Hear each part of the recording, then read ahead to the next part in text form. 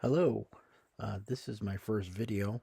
I am doing Strat-O-Matic Baseball 1986 Major League Baseball replay. I'm going to go through this PowerPoint just to pretty much give everyone an idea of what I'm going to be doing and how I'm going to be doing it. So we're going to go into a little bit of an outline, and we're just going to go over introduction, then the purpose, then 1985 recap, 1986 modifications, 1986 predictions, 1986 additions and subtractions, which are retirements from 85 and the rookies coming up in 86, some game modes, opening day rosters, and some players. First thing, introduction. My name is Jim. I'm from Scranton, Pennsylvania. I'm a baseball enthusiast. I'm a fan of the late 80s, all the way up until like the strike of 94. Then I kind of lost a little interest after the strike, and I didn't come back to watching baseball until the home run race of 98 between McGuire and Sosa. The past 10 years, I really have had no interest in watching the game that much. I watch one here and there. I know the current players, and I just kind of lost interest. Purpose. I've heard of the Strat-O-Matic Baseball board game since I was a kid, but I never really got into it. I was a typical 80s and 90s kid, where I played video games more than playing the board games. So it's been video games pretty much my whole life until recently. The gaming systems are getting too complex for me. My kids have been playing the new versions, and with all the buttons and the controllers, I'm just used to the joystick or just an old Nintendo controller. All these controllers now have like 1,000 buttons on it, and it just either I'm getting too old or my reflexes are just getting bad. But either way, it's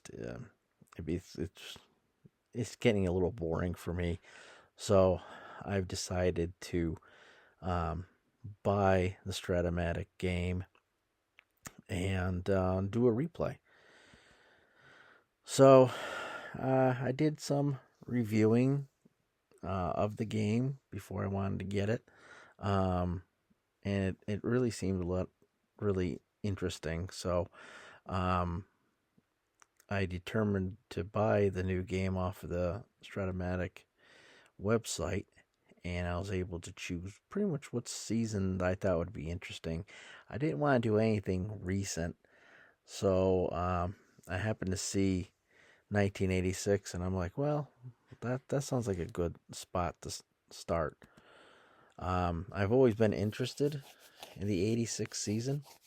I know the playoffs and the World Series were just very interesting between the walk-off home runs and the air in the World Series, and it was very very drama led. So I knew a couple things went on during '86 season. I know Clemens struck out to 20. That was kind of the major thing that I can remember. So I think '86 would be a good start for me to get involved with this game. Now, to understand what's going on for '86, we have to kind of recap 1985 a little bit for those who might not know. The playoffs in the American League Championship was the Kansas City Royals against the Toronto Blue Jays. The Royals ended up winning that series 4-3, with George Brett, third baseman for the Royals, winning the MVP honors. So on the National League side, you had the St. Louis Cardinals, who played the Los Angeles Dodgers, and the Cardinals beat the Dodgers 4-2, with shortstop Ozzie Smith for the Cardinals winning that NLCS MVP, which set up the '85 World Series between Kansas City Royals and the St. Louis Cardinals. The Kansas City Royals won over the St. Louis 4-3, and the World Series MVP was rookie pitcher Brett Saberhagen, the Cy Young Award winner that year.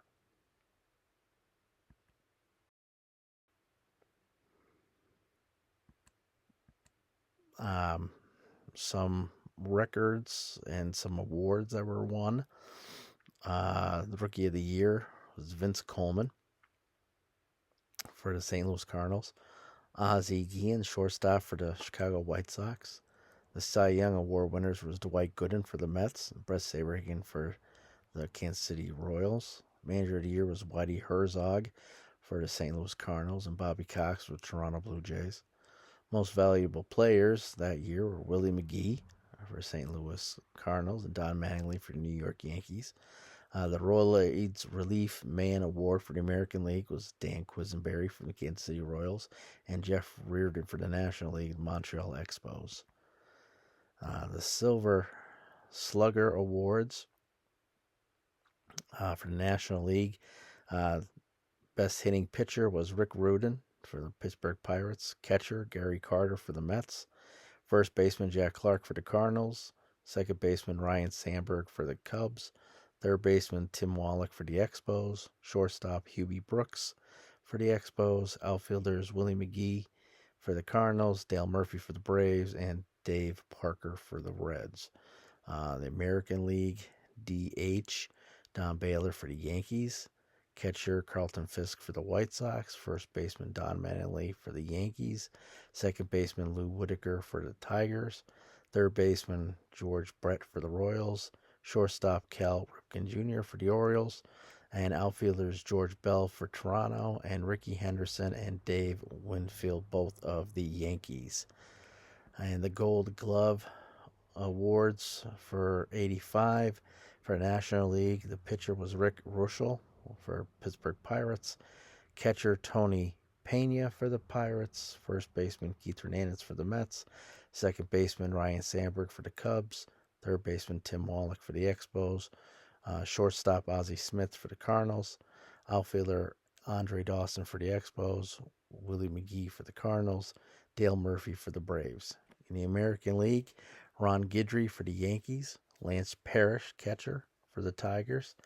First baseman Don Mattingly for the Yankees. Second baseman Lou Whitaker for the Tigers. Third baseman George Brett for the Kansas City Royals. Shortstop Alfredo Griffin for the Oakland Athletics. Outfielders Dwight Evans for the Red Sox.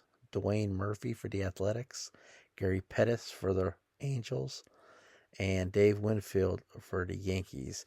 So these are just a couple of guys that you might want to keep an eye out for in the '86 season and see if they can kind of repeat or how their seasons go along.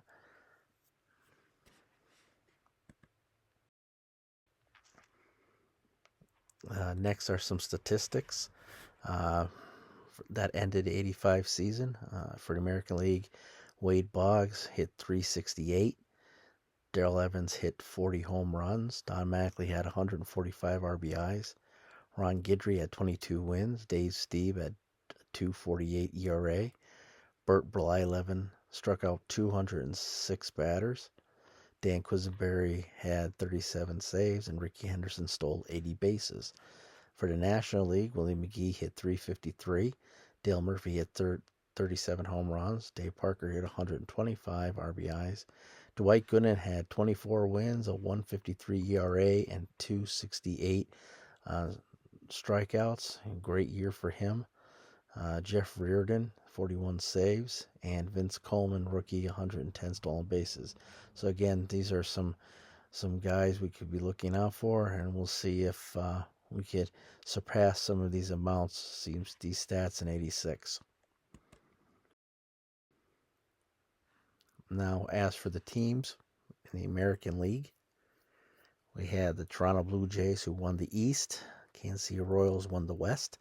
Yankees finished 2 games behind the Blue Jays in the East, and then bounced down to the Tigers, who were 15 out.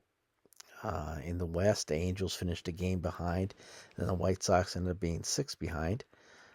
So we'll see how the American League does. Let's see if the Blue Jays could repeat or the Royals could repeat. Maybe the Yankees or Angels could, do a little bit better. Maybe the 62-win Rangers or the 60-win Indians, they might fare well in 86. On the National League side, we got the Cardinals, who won the East. Dodgers won the West. The Mets finished 3 games behind the Cardinals with a pretty good 98 and 64 record. The Reds finished 5.5 behind. So again, we'll just keep an eye out for the Dodgers, the Reds, the Cards, and the Mets. Maybe the Pirates or the Phillies or the Braves and the Giants, they could kind of turn around in 86.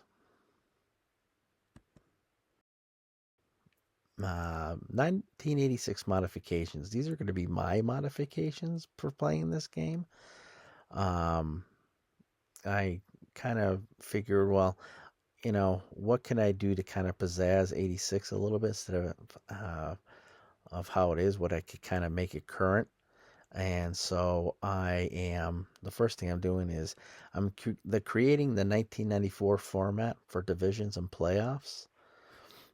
I always thought that was interesting. I always liked that setup compared to the old East and West. Gave a couple other teams chances to make it into the playoffs. I'm going to be adding the DH to the National League so I can mirror the current Major League format, and I would give some of those National League players on the bench an opportunity to play more. I'm going to be using a 5-man pitching rotation. I know back in 86 there was like a 4-man, so I'm going to do a 5-man just to start. And then I'm going to have, after going through all of the cards that came with the game, I'm going to start the season with the players who started that particular team. So I went through baseballalmanac.com and baseballreference.com to make sure I have the opening day rosters pretty much mirror each other with one of the cards that came in the game. I'm new to the Strat-O-Matic, and I've seen the formulas to create your own cards. I'm not going to creating cards for players that don't have a card, and I don't have the patience for that.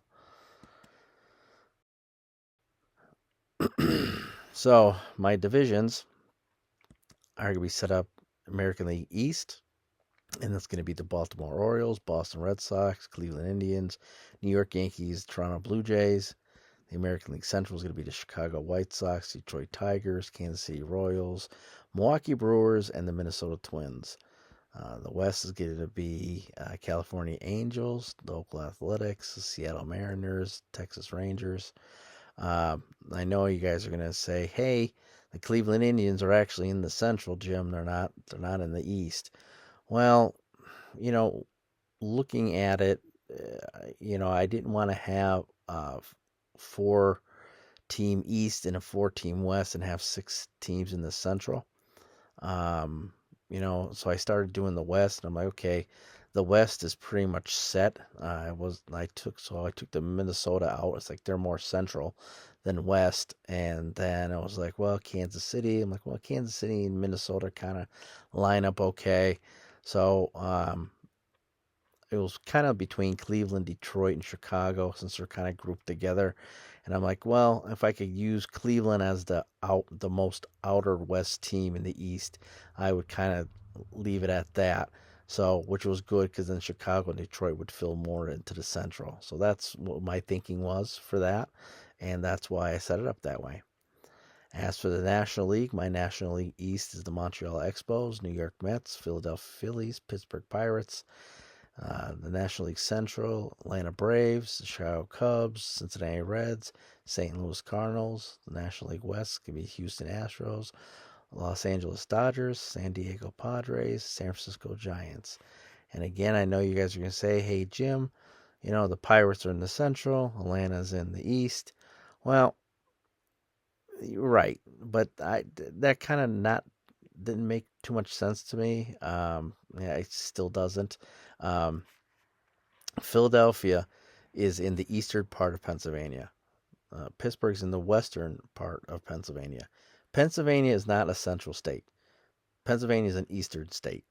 So Pittsburgh should be in the east. Um, so kind of using that whole Cleveland being the farthest out, it kind of made sense to keep Pittsburgh in the east, and then I could put Central being Cincinnati, and as for Atlanta, I was like, well, I really didn't want to do a 5-team East, and then it'd be a 3-team Central, and it would just screw everything up. So I just kind of looked at it, and if you lay a ruler down on top of Atlanta and you follow it all the way up towards Canada, you'll see that Atlanta is actually a little bit more west than Cleveland. So I was like, well, if again using Cleveland as my farthest away point, I'll pushed Atlanta into the Central. So that's how I set it up. And again, this is my replay. So this is my fantasy thing. So I'm setting it up this way because it makes sense to me. So the next thing would be the playoff format. Playoff format is going to just be the 3 division winners and 1 wild card for each league. And the wild card is going to be the best from the rest, the best records from the remaining teams that didn't win the division. So it's going to be 4 teams that are going to make the playoffs for each league. So right off the bat, 86 potential 86 playoffs might be a little bit different than actually what happened in 1986. The playoff game format is going to be the divisional 2-2-1, where the team with the better record is going to have the home field advantage. So the first 2 games will be at their field, then they'll be away for 2, and then if they have to play a game 5, they'll have it home for them. The league championship series are going to be set up how they're always set up, 2-3-2 format, where the team with the better record is going to have 2 games at home, then they'll go on the road for 3, and then they'll have the final 2 games at home if they need them. Now, the World Series is going to be kind of set up the same exact way, the 2-3-2 format, with the team. It's going to be a 2-3-2 setup, but I'm going to make it that the winner of the All-Star game is going to get the home field advantage. Like I say, growing up, watching the 80s and the 90s, the World Series prior to the interleague play, it was always a game, and it was heartfelt, and it was, it was intense. Now it's more of an event and a spectacle. The only thing I like about the All-Star weekend now is the home run derby. I don't even watch the game. It's just for nothing. So I figured I might as well add some pizzazz and do what they did in the early 2000s. The winner would get the league that won the game would get the World Series advantage. So I think I'm going to do that and have the winner of the All-Star game have the advantage with the first 2 games at home and then the last 2 games at home. Next is I kind of did some predictions based off of the records, how they ended off in 85, and looking through like the lineups and the rosters, kind of figuring out what would be a kind of a good setup. Now everyone who knows how 1986 ended, the 4 teams that made it into the playoffs. If you don't know, you just look it up online. If those particular teams fall in my predictions, it's only because of their lineups and then their stats. But again, I could easily just throw those 4 right into the mix here. But I kind of just looked at it more going into that 1986 never happened, and so my AL East prediction is going to be the Toronto Blue Jays. I think they're going to take the East again. With the new creation of the American League Central, I think the Kansas City Royals are going to take that for the inaugural season. So I think the Kansas City Royals are going to make it back to the playoffs as well. And in the AL West, I think the California Angels are a tough team. I think they could win the West. And as for the American League wild card, there's a couple contenders there. But I think the New York Yankees have a pretty good shot um, at making that again as long as everybody stays healthy. As for the National League, I think the Mets are going to be a tough team to beat in the East. Along with the National League Central, I think the St. Louis Cardinals are going to make it back into the playoffs and win the Central. I think the Dodgers are going to repeat the West. And again, the National League wild card was kind of tough, just like the American League. Anyone could kind of take it, and I think due to their youth and their speed, and if their pitching kind of come through, I think the Cincinnati Reds could win the National League wild card. So these are my predictions before I start playing the games, and we'll see what happens with these guys. But this is what I'm thinking. So 1985 retirement. I was able to go onto baseballalmanac.com and see which players retired at the end of the 85 season. And there was a total of 219 players who retired at the end of 1985. Majority, like 80% of them, were players that only played 1 year, maybe 3, 5 tops, and they just decided to not go forward anymore, or they just didn't want to play anymore.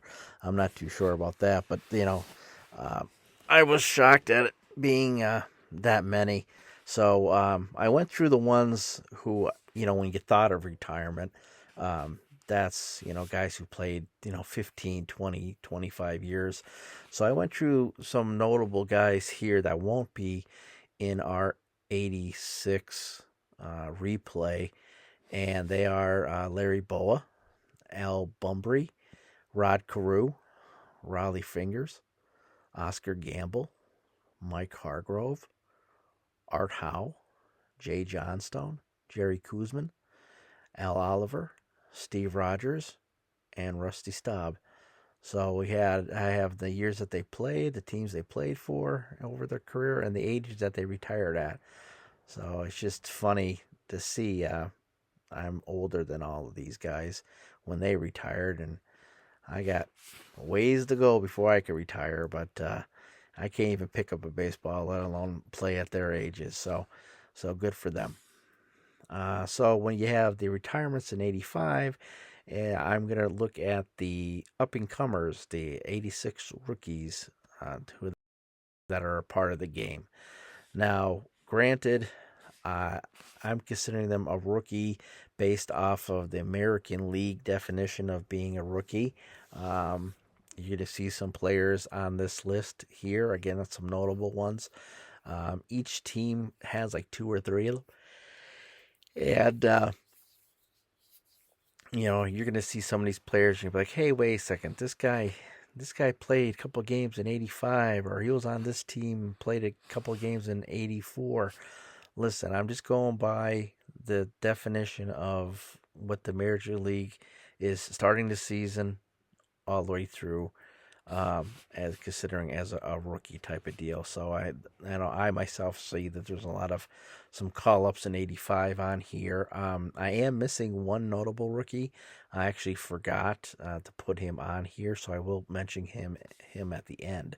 But some of the notable ones that will definitely be playing with this year is Wally Joyner, first baseman for the Angels, starting pitcher Jamie Moyer for the Cubs, shortstop Barry Larkins for the Reds, Corey Schneider, third baseman and outfielder for the Indians, Greg Swindell, starting pitcher for the Indians, Dan Plesac, reliever for the Brewers, Andres Galarraga, first baseman for the Expos.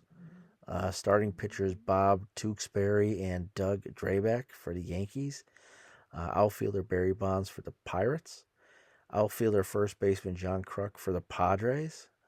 San Francisco second baseman Robbie Thompson. Uh, Terry Mulholland, starting pitcher for the Giants. And first baseman Will Clark for the Giants. Todd Worrell, who was the relief pitcher and closer for the Cardinals, who was a big part of their 85 playoffs and World Series. Bobby Witt Sr., starting pitcher for the Rangers, and outfielders Pete Incaviglia and Ruben Sierra for the Texas Rangers, and first baseman outfielder Cecil Fielder for Toronto Blue Jays. The guy I am missing that should go in that last spot there is Jose Canseco from the Oakland Athletics. He was a September call-up in 85, and he's starting the whole season with the Athletics in 86. So again, he's some guys to keep an eye out for to see how they do through this year. And now we're going to go to the game modes. Now, you guys know the Strat-O-Matic has the three modes: the basic, advanced, and super advanced. Since, again, I haven't really played this game before, I'm going to start off naturally at the basic mode. I'm going to be playing, every game, every team. So I think it's like the season's like 2,103 games or 2,130 games. So that's a lot of games. So I figured if I could break it up, it's like roughly 6 months of the season. So if I could do each mode for about 2 months, I think I could manage that. I looked over the basic stuff. Basic is pretty self-explanatory. I think I could get the basic mode down pretty quickly, but I'm gonna wait and play all the way to the end of the May 86 games before I start looking into the advanced mode, where I would like to start doing the advanced mode fully by the June 1st set of games. Again, the advanced mode's a little, from what I could see, it's a little bit more things going on there. I did watch a couple tutorials. Again, kind of sounds self-explanatory, but I've read through the manual, and I've gone through again some tutorials and read some articles on it, and again, seems easy, but sometimes reading through some of the items, they don't seem kind of black and white. It's kind of like a gray, where I kind of actually need to see someone play to kind of make more sense. But that's something I will get to when I get that far. And then finally, I would really like to play the super advanced. That's like my main goal, to see if I could do that. I think playing over 2,000 games, I think I probably could get the basic and advanced mastered before I start the super advanced. But that's what I would love to do. Super advanced, again, is a little bit more broken down, and I think that would be a good thing to do for the playoffs and the World Series, where every game means something, and everyone's pulling out all the stops. So that's going to be interesting. But if by chance I can't fully grasp the advanced, I'm going to play the playoffs and World Series in the advanced mode, and I'll just skip super advanced altogether. But again, one thing at a time. But I'm going to start off the year in the basic mode.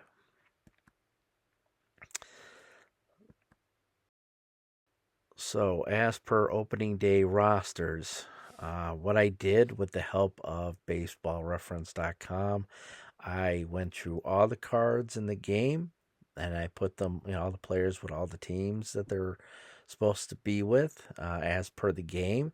But then I started to review some of those players that might have been traded or released or anything like that. So I was able to look through and based off the starting opening day rosters, I put those particular players with that particular team that they started off with on April 7th of 86. Uh, Best example I can think of is Steve Carlton. Steve Carlton has two cards in the 86 season. He has a Giant card and then he has a White Sox card. But he didn't get released from the Phillies until the end of June. So, and Carlton was either like their ace or their second man. So there's like 2 months of like that hole by me putting a different pitcher there. So I figure, well, I'm using Carlton's card, even though he doesn't have a Phillies card. I'm going to use the Carlton card from the White Sox because he played more games with the White Sox than the Giants, and then that's the card I will use for him. And then, um, you know, when it gets released at the end of June, I think, then I could go back to putting him where he needs to go. So that's what I'm gonna do to kind of mirror some of '86. Secondly, um, players will become eligible on their original '86 debuts. And what I mean by this is when you read the manual, it's saying, to kind of make sure that the stats are accurate and they're portrayed that way through the game. Only use those players X amount of bats, X amount of innings played. Kind of stay around those numbers if you want the most accurate stats based off their cards.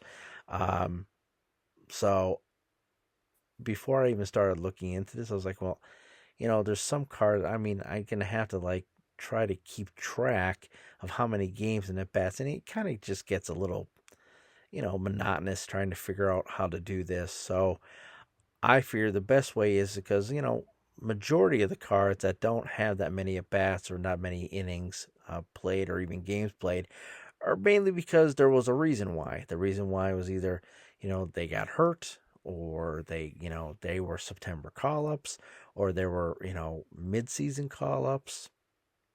So if I start using them on those dates that they were either called up or they started playing, it's gonna be a lot easier to kind of come across those games played, at bats, innings pitched.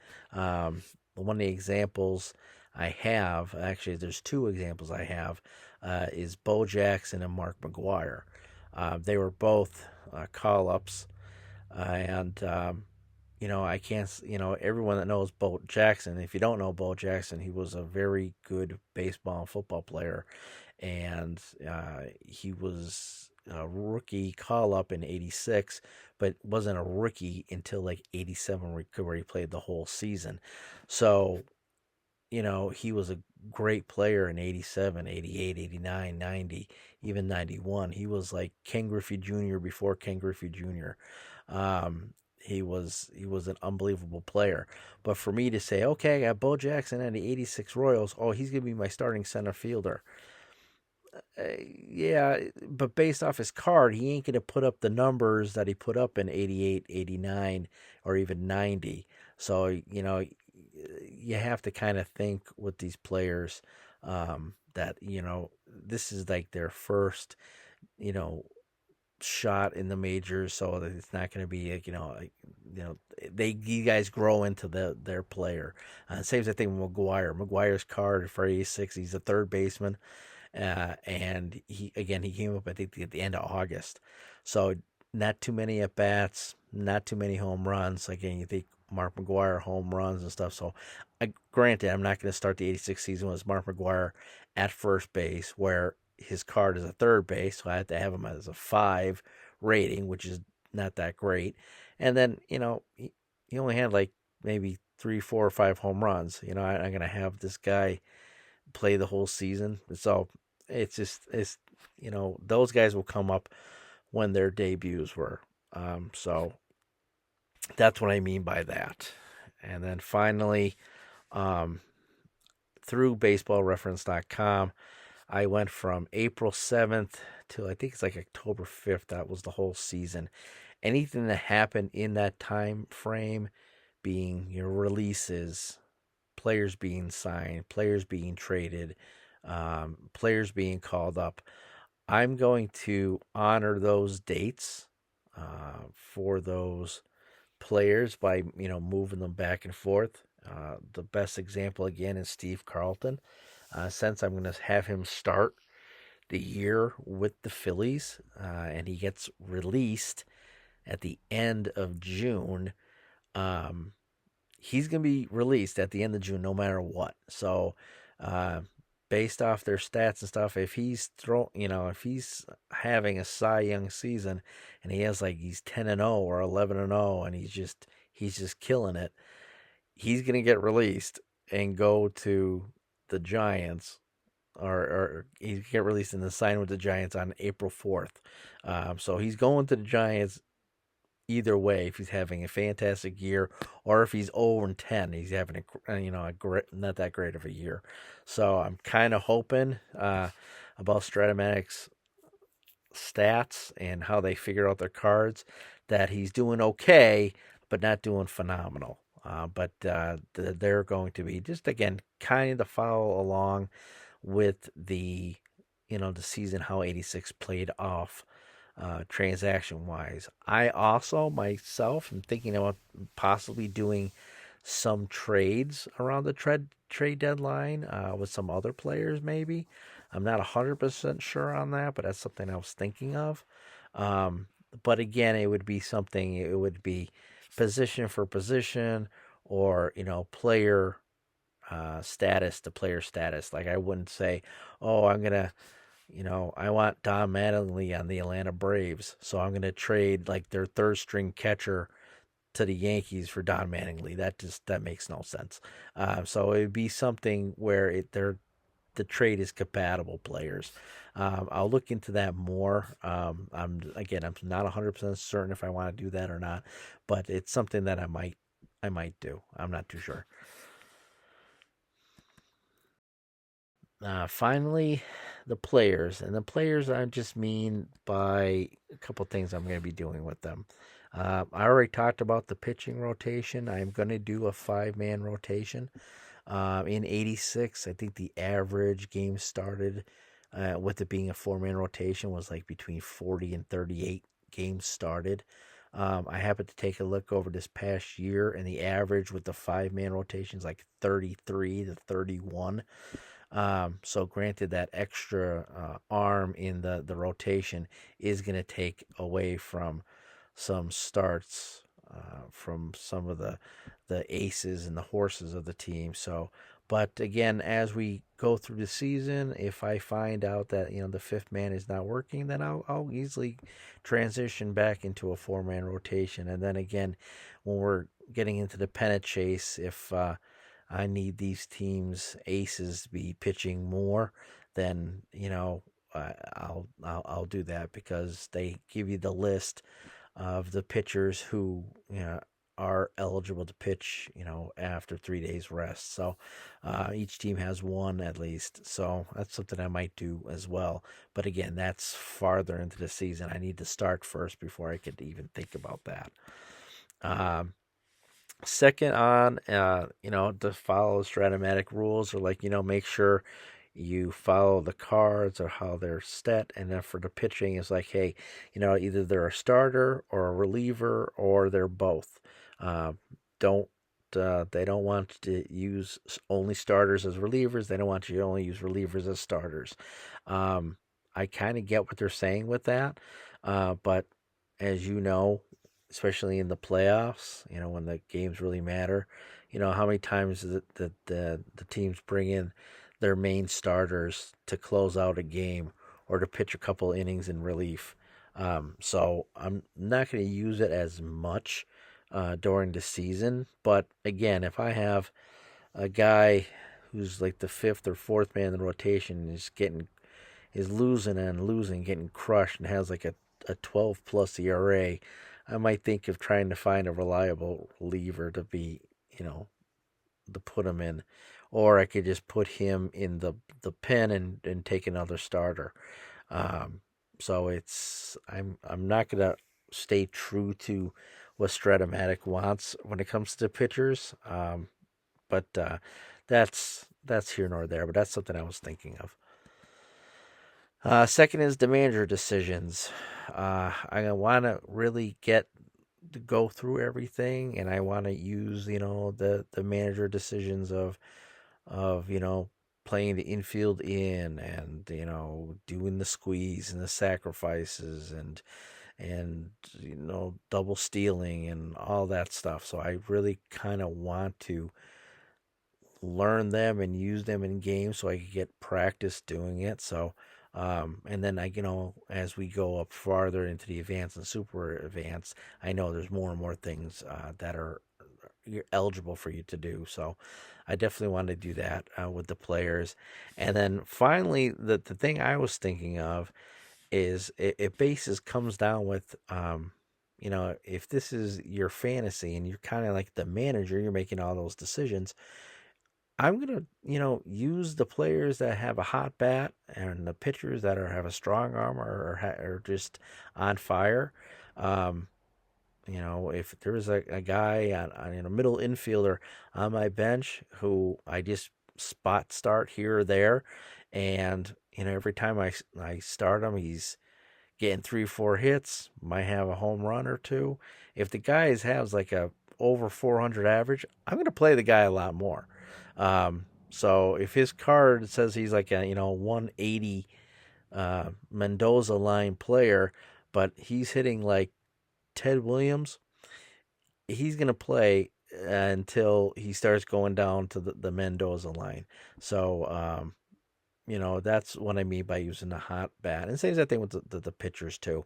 If I have some questionable starting pitchers that are, they only started like 3 or 4 games, and I've started them, and they've won every game that they've started, and they're actually pitching good. I'm going to stay with them. I'm going to either move them up in the rotation or add them to my rotation. So I'm going to use that decision. The cards state, as you play the season, if you use their formula of playing these players, they will average out to roughly around their averages. So hopefully I'm going to find that out. But yeah, I'm not going to, that's what I'm going to do there. So this is all I have for now. It was just introduction of myself and what I'm thinking and what I want to do. I do plan to add more videos. Um, I'm not too sure of a format of how I want to do it. Again, there's over 2,000 games in the regular season I have to play, plus the playoffs.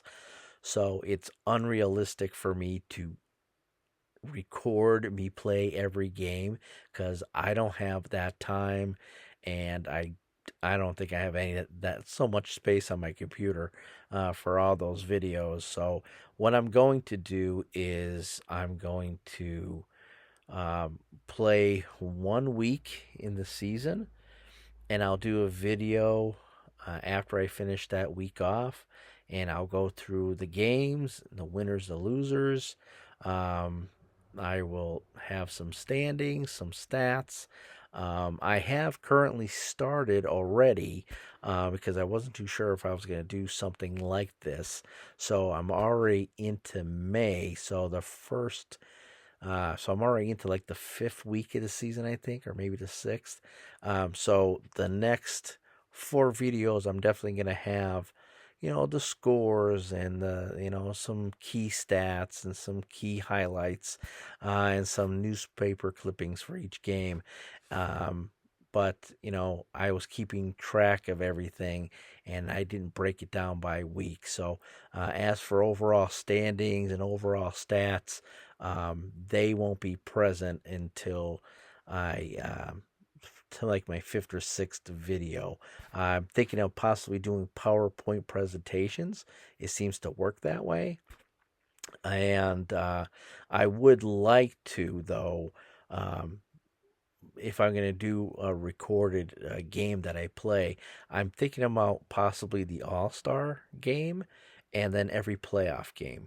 Because, again, there's not so many I could easily do that instead of recording every single game. From other stuff I've seen online and on YouTube, I do see that, they actually play the game and stuff like that. Well, that's fine. But again, I'm doing this as, like a hobby type of deal. So I'm playing like 5 or 6 games a day if I can. And, 5 or 6 games a day divided by 2,100 games, and it's going to take some time. It's going to be roughly probably a year. So this is definitely going to be a project in itself. As I get better, maybe I could get more 6 or 7 games in a day. But things come up too. Life goes, I have a life outside of this too. So, but this is something I want to do. And, I hope you guys enjoy this, and I hope you guys follow along. I'm going to do my best to keep up to date and see if we could have anyone who's interested in following. So, thank you for watching. And again, I'm new to the game, and I'm new to putting this stuff on YouTube or out there in social media. So, on my own I don't edit any of this stuff. I'm doing this in one shot. So just be mindful this isn't going to be like a Steven Spielberg production. So thank you, and we'll see you for the next video of how the first week went. And so let's play ball, everybody.